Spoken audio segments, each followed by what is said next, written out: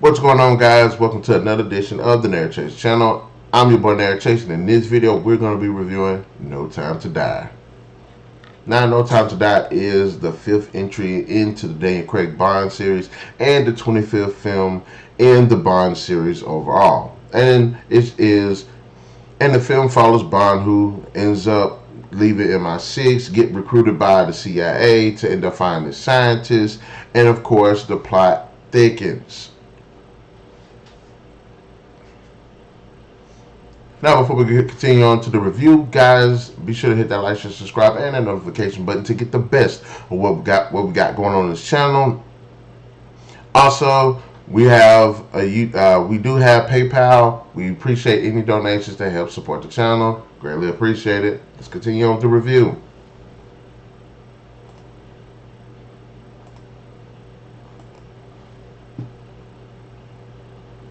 Now, there's a lot that I could say that I really enjoyed about this film.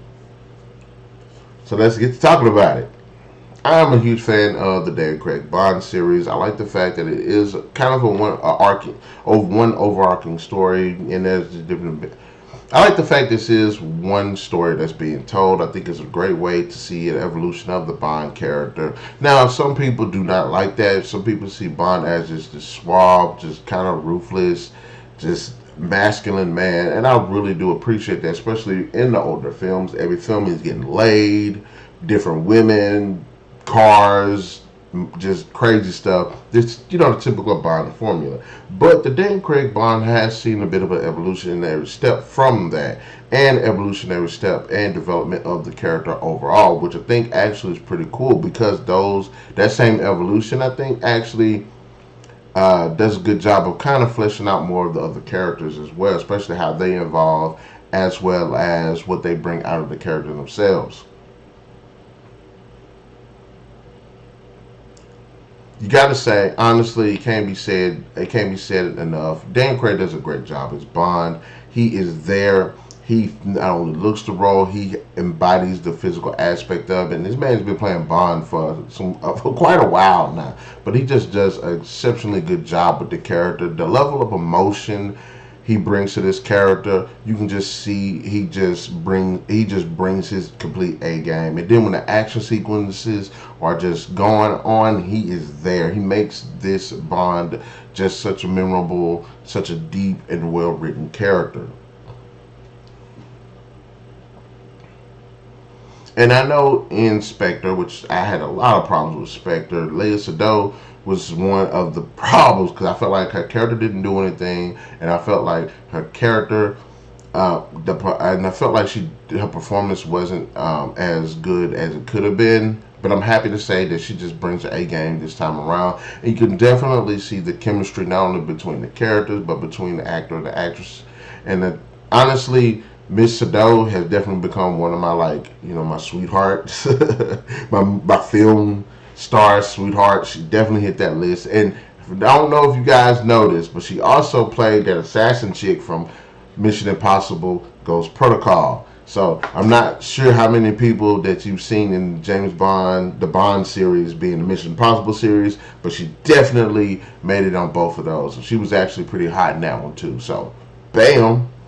So I actually like their chemistry. I like their story. I liked her story. I like what her story contributed to the overall story. And she's actually a pretty important character. She was pretty important in Spectre too. I'm not going to sit there and take that away from her. But I feel like her character really wasn't fleshed out enough, especially when the development of her relationship with Bond's relationship. But then again, Bond tends to fall in love with a lot of women. We pretty much fell in love with Vesper and Casino Royale in one movie, and even though it was over a period of time, but so I did like the chemistry. I like how they did address Vesper in this film.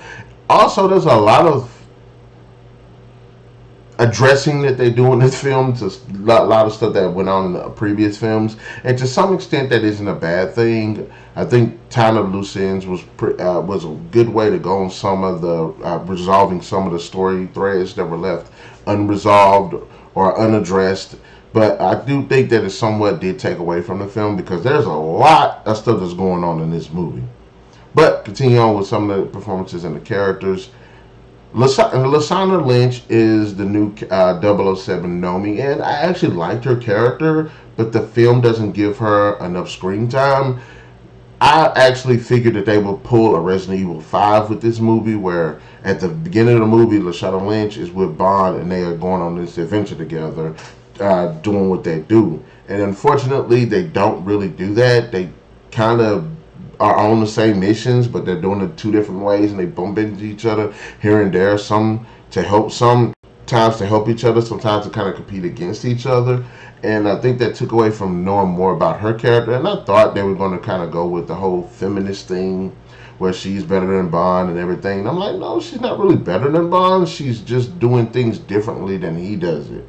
But that doesn't stop her from being just efficient as he is at doing the mission. And the same thing around where he might be winging it more. She's more by the book, but they're still really efficient. So you actually understand why she's a 00 in this film. So I actually like the character. Really wish that they could have given her a little bit more to do. And that's to say there's another chick that they introduced in this film, played by Anna Day.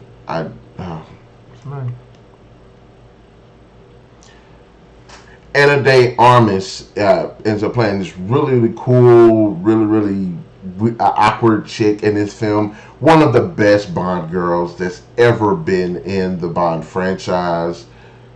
Definitely would have liked to see more from her character. Definitely would have liked to see her just be more in the movie. She has this little bit of part, but I can't help, and this goes back to what I was saying, where there's a lot of stuff going on. I feel like her character actually probably should have been her character and role should have probably been Lashana Lynch's character and role, because it would have given Lashana Lynch a bit more to do and flesh out the character a bit more.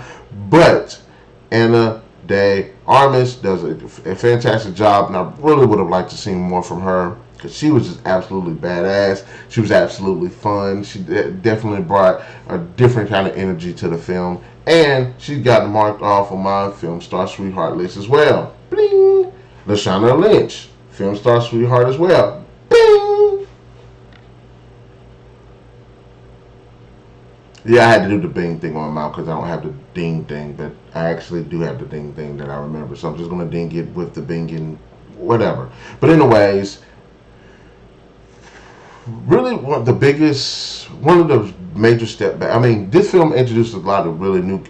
The film introduces a lot of characters, a lot of new characters, and it also brings back a lot of familiar characters to the franchise. And that mesh does work. Though I will say, because some of the familiar characters have had more had more screen time in the previous films, you know about them. But the new characters don't get as much screen time, and it does kind of hurt. Learning about them, even though they're really interesting characters. You would like to see more screen time from them, especially the villain. The villain I thought was actually eccentric. I thought he was kind of cool. His setup I thought actually comes off as really cool, and I'm like, oh, he's pretty cool. And he's played by Rami Malek.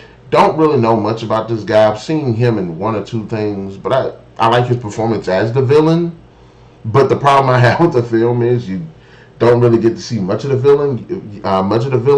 You don't really get to see his motivations. You don't really get to see what his plan is. The technology that he ends up acquiring in the film is actually pretty smart. It's actually pretty cool. But the problem is, I'm like sitting here watching. I'm like, is he gonna say what his plan is? Come in here, get this super advanced technology that threatens the world, but what is he going to do with it? I mean, we see the potential applications that he can apply it to, but it never really goes into what he's going to do with it. But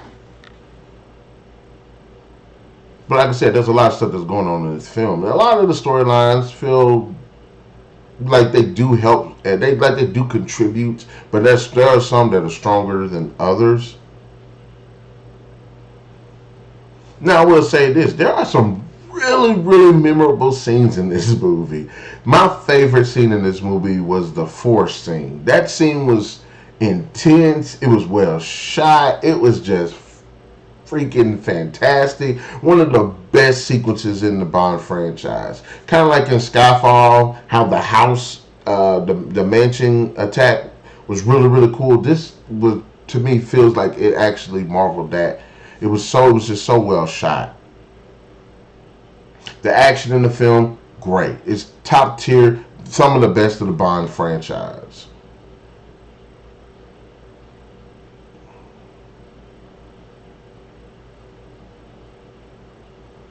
Hans Zimmer comes in with the score, kills it. The music is on point. It's very poignant. It's superb. It makes the action, elevates it to the next level. The emotion captures it perfectly. Zimmer has got to be one of my all-time favorite composers. The man is just a straight up genius. Just the way the music just elevates this movie. Gives it a lot of edge, gives it a lot of depth.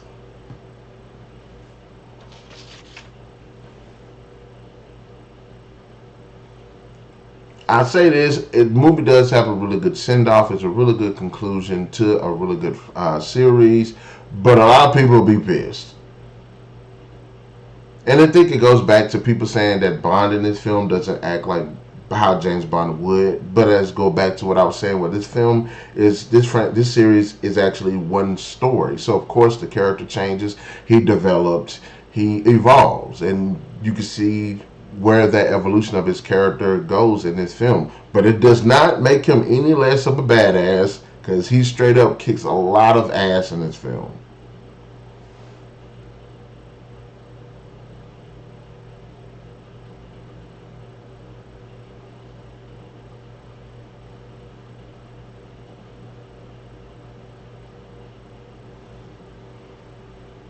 But like I said, there's a lot going on. Some of it doesn't really click as well as it should. And like I said, there are stronger characters, and there are a lot of good characters, but some are definitely stronger than others. There are plot lines, some are stronger than others, and because of how convoluted this film is, it doesn't flesh them all out. There are a lot of really good concepts that I think that could have been delved into, but again, they're really not fleshed out enough.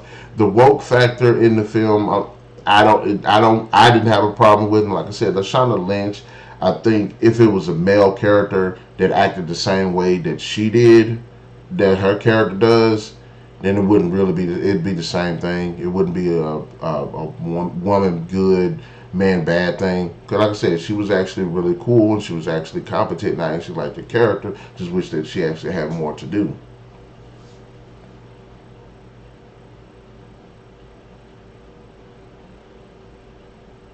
Like I said, love it, hate it. This is an entertaining film. I did like the direction. I thought the writing was actually good.